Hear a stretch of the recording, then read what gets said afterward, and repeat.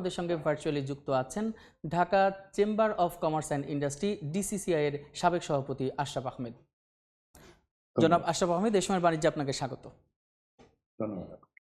আমরা প্রতিবেদনটি দেখছিলাম, সেখানে আমরা জানতে পারলাম যে মূলধনী যন্ত্রপাতি আমদানি কমেছে, সেই সাথে কিন্তু বেসরকারি খাতের ঋণ প্রবৃদ্ধির পরিমাণও কিন্তু যদি আগের যে কোনো সময়ের তুলনায় কম। তো এই দুটি যদি সূচকের কথা বলি, এই দুটি সূচক বিনিয়োগ নিয়ে আমাদের কী ধরনের বার্তা দিচ্ছে বলে আপনি মনে করেন? ধন্যবাদ। দেখুন, আমাদের যেটা হচ্ছে, আমরা গত 18 মাস ধরে একটা সংকোচনমূলক মুদ্রানীতি এবং একটা সেটার সাথে কম্পেনসেটিং একটা ফিসকাল পলিসিতে এগোচ্ছি। এটার এই দুটো পলিসির মেজর ইম্প্যাক্ট হচ্ছে আপনার এটা গ্রোথ কমিয়ে দেয়।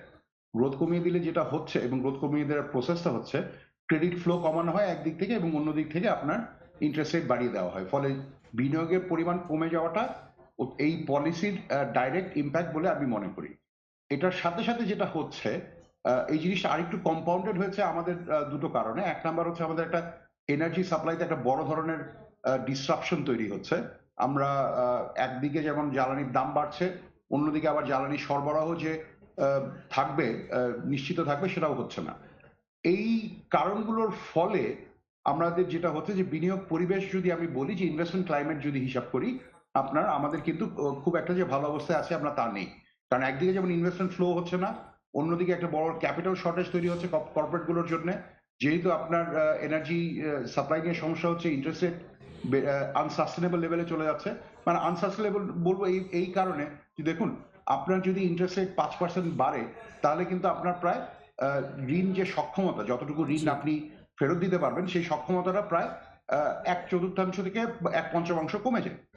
সো ফলে আমাদের এখন যেটা হচ্ছে, আমাদের যে এক্সিস্টিং লোনস যেগুলো আছে প্রাইভেট সেক্টরের, সেটা ফেরত দেওয়ার জন্য যে পরিমাণ ক্যাশ ফ্লো দরকার, সেখানেও আসলে একটা টান পড়ে গেছে। ফলে আপনি যেটা দেখছেন যে আমাদের যে এনপিএল যেটা বেড়ে যাচ্ছে, এটার একটা বড় কন্ট্রিবিউটিং ফ্যাক্টর কিন্তু এইটা, যে ইন্টারেস্ট রেট বাড়লে এবং লিকুইডিটি কমলে আসলে কর্পোরেটদের পক্ষে লোন ফেরত দেওয়া সম্ভব হয় না, নতুন করে ইনভেস্টমেন্ট জাস্টিফাই করা সম্ভব হয় না।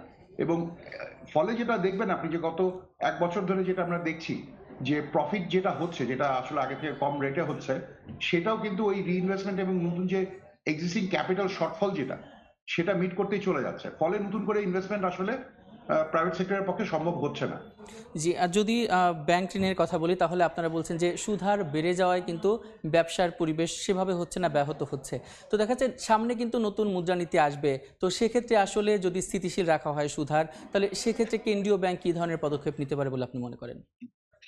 দেখুন, আমি ব্যক্তিগতভাবে মনে করি যে আমাদের একটু আসলে মুদ্রাস্ফীতি নিয়ন্ত্রণের জন্য এই যে আমরা এমপিএস, আমরা মনিটারি পলিসি টুল যেটা ব্যবহার করছি, সেটা আসলে হয়তোবা এখনই আসলে একটু ছাড়ার সময়।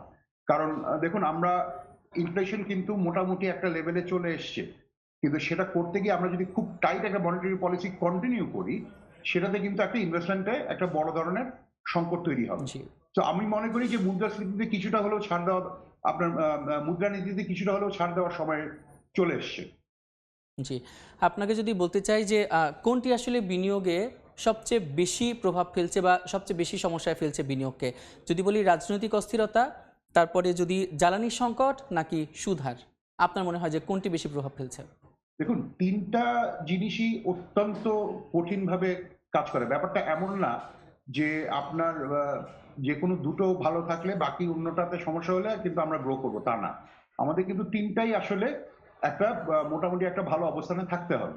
না হলে কিন্তু আসলে ইনভেস্টমেন্ট গ্রোথ করাটা ডিফিকাল্ট। যেমন ধরুন, আপনার যদি রাজনৈতিক স্থিতিশীলতাও থাকে, কিন্তু তারপরেও যদি আপনার আ এনার্জি সংকট থেকে যায়, এবং তারপরে যদি আপনি ফাইন্যান্সিং ঠিক করতে পারেন শুধু, তাহলে কিন্তু গ্রো করবে না। আপনাকে আসলে এই ৩টা জিনিসই করতে হবে। জি, সামনে তো এলডিসি উত্তরণে যদি চ্যালেঞ্জ মোকাবেলার কথা বলি, তাহলে আসলে বিনিয়োগ বাড়ানো কতটা জরুরি বলে আপনি মনে করেন? আর কেন বিনিয়োগ বাড়ানো যাচ্ছে না? কি মনে হয় আপনার?